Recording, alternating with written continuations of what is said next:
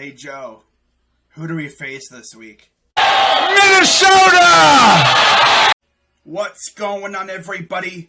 Crazy Dog back with another video, and this will be my Browns-Vikings Week 4 preview as my 2-1 Cleveland Browns head out to Minnesota to face off against the 1-2, should be 3-0, Minnesota Vikings. Now, you hear me say they should be 3-0, and you're probably wondering, well, how did they lose those two games?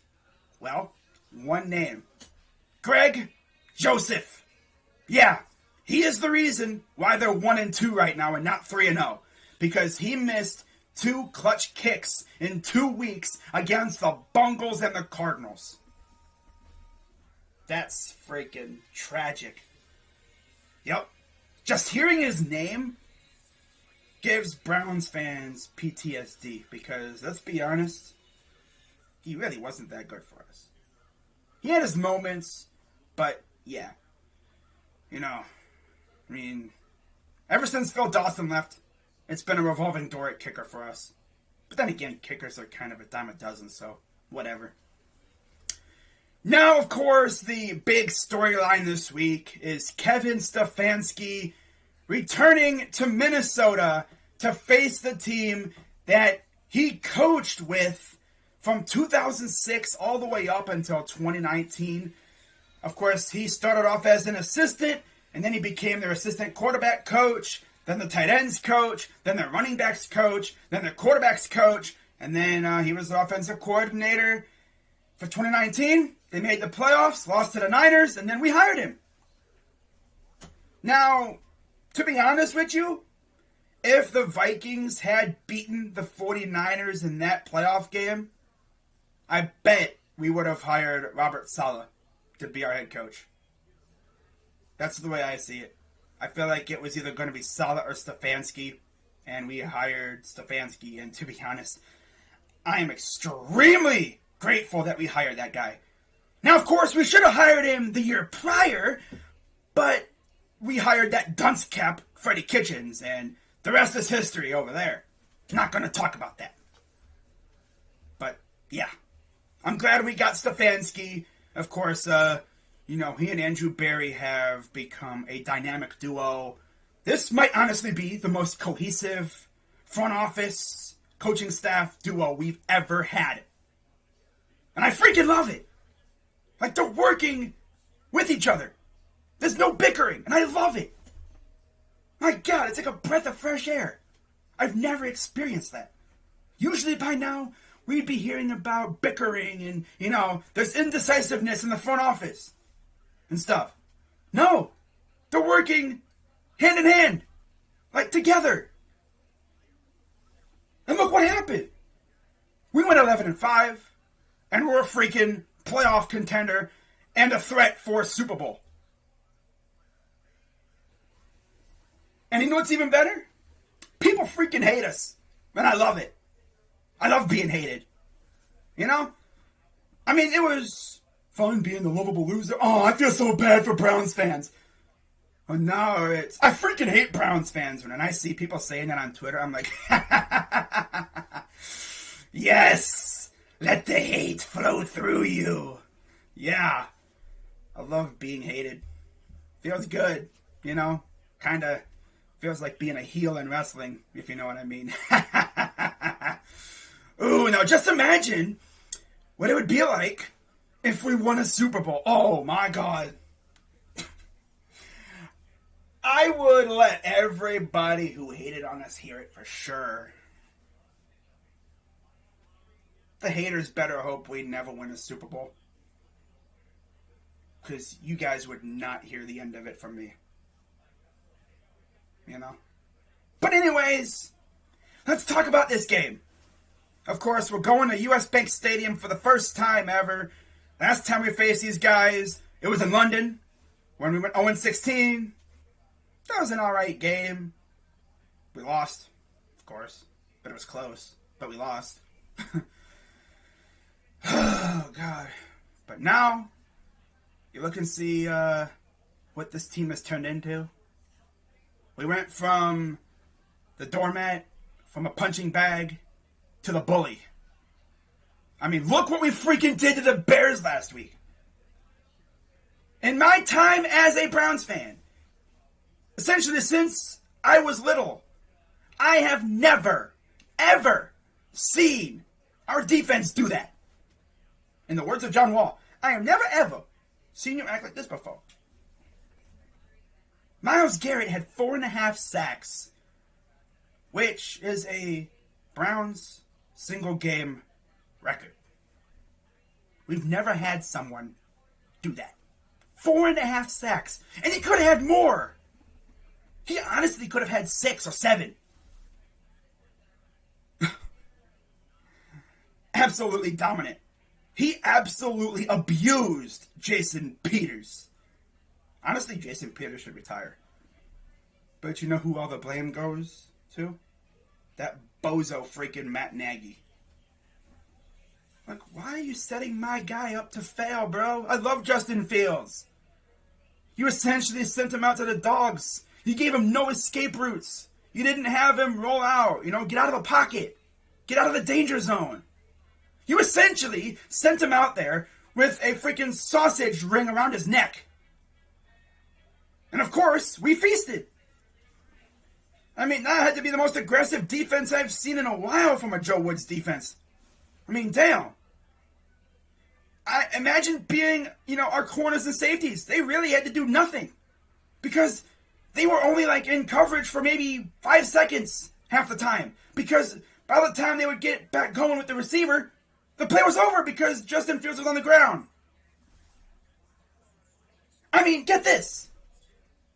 Justin Fields had one net passing yard.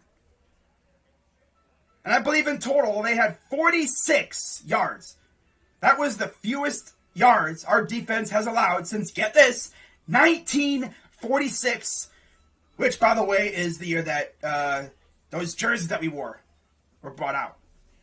Yeah, those throwbacks were from 1946. How about that? I think that was also the year that the team was actually established, too. How about that, too? Yeah, wear those jerseys and you have a defensive masterclass. We should wear those jerseys every week. We would never lose. But legit, though, if our defense does that every week, we're not losing.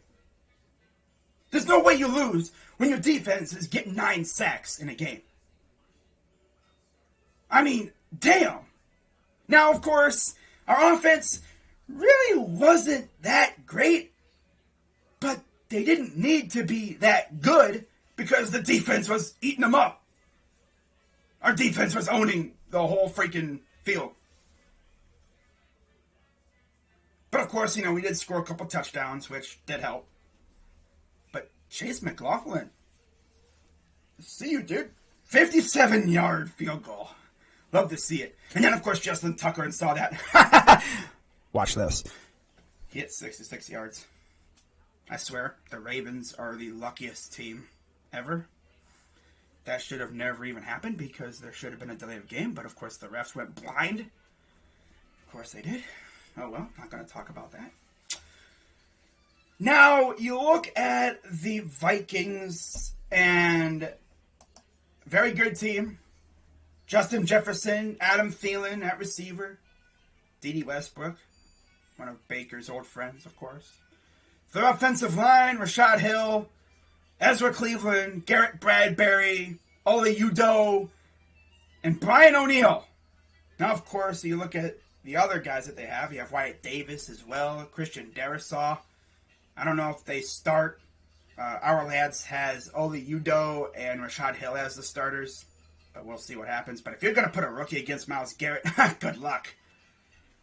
And on the other side, Brian O'Neill going up against Jadeveon Clowney, who, by the way, had 2 sacks, but y'all told me he was washed.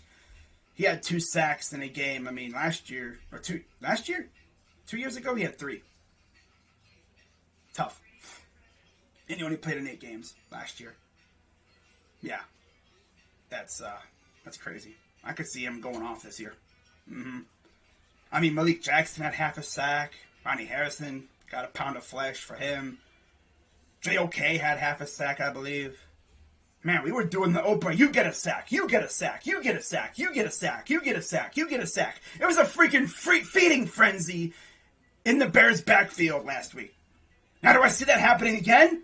I wouldn't be surprised. I mean, damn, if we do that this week, bro, oh my God. Huh. Damn, that'd be nuts. But if we see anything like that this week, that would be great. Of course, Kirk Cousins is not that mobile. I mean, he can take off when needed, but he's not an evasive quarterback. They have Dalvin Cook and Alex Madison at running back. The tight ends are Christopher Herndon and Tyler Conklin. Okay, so not on the level of a Travis Kelce or, maybe Cole Kmet, I guess. I mean, Jimmy Graham. I mean, like, they have decent tight ends. But I think we should be able to hold our own on defense. Now, their defense is actually solid, though. Daniel Hunter, Michael Pierce, Dalvin Tomlinson, former Giant up front. You have, of course, Everson Griffin with some Stephen Weatherly, Anthony Barr. They have Eric Kendricks, Nick Vigil. Their linebacking core is solid. In the secondary, you have Patrick Peterson, Mackenzie Alexander, who they actually brought back from Cincinnati. Harrison Smith, Xavier Woods, Bashard Breeland, Cameron Dantzler. Like, their defense is solid. And, of course, they're going to have their hands full with our offense. Now, if our offense comes out playing like they did last week, we may have some trouble. But I just feel like I think they're going to come out here and take care of business. Now, you look at, what the betting line is for this game. Bovada has us as 2-point favorites, which seems pretty good for us.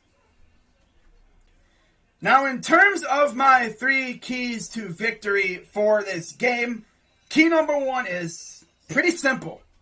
Get the running game going. It's going to be like that every week. Because if the running game gets going, that opens up the play action, which opens up the passing game, and that's where Baker excels. If Chubb and Hunt are eaten early on, it's going to be a long day for the Vikings. I'm just going to put it like that. Key number 2, we got to get after Kirk Cousins. I want to see more dominance from our pass rush. And also, I guess you could say this is like a part B to that, a part 2, Joe Woods, I would like to see you get more aggressive, a little bit more of what we saw this past week. I mean, it's like Joe Woods knew that Matt Nagy's a dunce cap and he wasn't going to roll out Justin Fields. So he's like, I'll just send the dogs, see what happens. And then he saw like they weren't rolling him out. So he's like, oh, he's just going to leave him in the pocket. All right. All out attack. Send the horde after him. They ain't rolling him out, so let's attack him. Make the rookie pay for being in the pocket. Do that again this week, and I could see Garrett getting a couple more sacks. But, of course, we got to keep an eye on their receivers. And Greg Newsome, I believe, got hurt. And Greedy Williams will probably get some snaps, so that should be fun. Can't wait to see him out there. But, yeah, our defense only played 45 snaps against the Bears. Damn, that's crazy. I think our offense almost had the ball freaking 40 minutes. Talk about dominating time of possession. My gosh. That's what happens when you're pretty much living in their backfield. And they're going 3 and out almost every freaking drive. I mean, literally, the Bears had a great first drive, and then after that, it was just total dominance from the Browns. For real. My God. Hoo-wee, but, this is going to be a good game. But yeah, key number 2 is definitely get after Kirk Cousins. Hopefully Joe Woods will keep up the aggressiveness. But with those receivers, I could see him going back to what he was doing before. Playing more zone, keeping the big play, keeping the guys in front of the corners, preventing the big play. But if our front 7 is getting to Kirk Cousins, you don't have to worry because, if Kirk doesn't have time to get the ball to his receivers, they're going to be all right. Because you can't throw the ball to his receivers when you're on the ground. I mean, Justin Fields only had, 0.7 seconds to throw the ball? That's barely enough time to even think. I mean, that's barely enough time to even evaluate the situation. Like, that's literally set hut, and he's already down on the ground. Pretty much. That's barely enough time to take 3 steps back. By the time he was doing his drop back, there was already a guy getting in his face. We need to do that again this week. Get after Kirk Cousins. You know, close up the pocket and essentially just smother him. Yeah.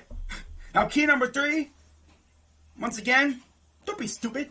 Especially on special teams. You know, I saw way too many block in the back, block in the back, block in the back.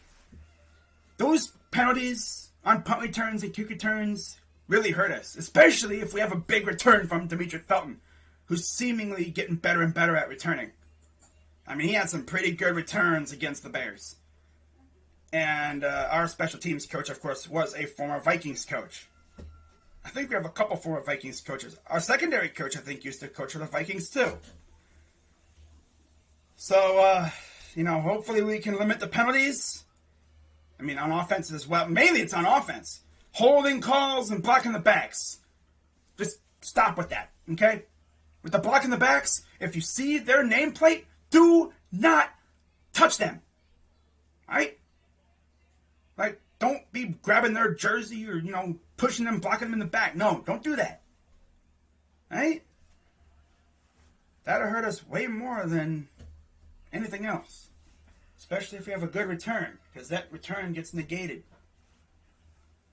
And of course, the holding calls negate any big play. Like, imagine we have a big throw to Odell Beckham into Vikings territory. And, oh, it's got to come back because holding offense number 75. We heard a lot of that lately. Our guards have really struggled, you know. Yeah, definitely ain't playing that well. Of course, Jedrick Wills is playing with an ankle injury. The dude, I don't think, has finished a game yet this year. Really. So, we'll see how it is this week. My player to watch this week is going to be Myles Garrett, fresh off that 4.5 sack performance. He does that again this week. We're probably going to win. I mean, there's no way you really lose when you got a guy like him getting to the quarterback every freaking play. If we do that again, man, we win in this game. Yeah. So, yeah, Myles Garrett is my player to watch. My score prediction, I think the Browns go into Minnesota and come out with a dub. I think it'll be really close. I'm going to say Browns win. I'm going to be very close with this one. I'm going to say 28-24. Browns win on another Baker clutch game-winning drive. I think the Vikings take the lead 24-21 late, and then Baker leads us down the field, and we score with very little time on the clock. And, yeah, we take care of business. Or imagine we're up by 3 points, and then they send Greg Joseph out there to kick a game-tying field goal, and then he misses again. If that happens, I'm going to laugh so hard. But knowing us, I say that now, and watch Greg Joseph hit a freaking game-winning field goal against us. That would only happen to us, though. He misses against the Bungles and the Cardinals, but he would hit it against us. Of course. His old team. But yeah, that is going to wrap it up for this video. Before I head out, got to give a shout out to some Vikings fans that I know. Of course, my guy QC and Valhalla, members of the Sports Fury Nation. There's really no other Vikings fans I know on here. I'm sure they exist. So if you're a Vikings fan, be sure to let me know you exist in the comments down below. And I'll holla at you after the game, you know, in my recap. So with that being said, I'm Crazy Dog at 99. Let's go Browns. Let's go into Minnesota. And let's get this dub. All right? Let's get it. I'm Crazy Dog. Let's go Browns. And I'm out.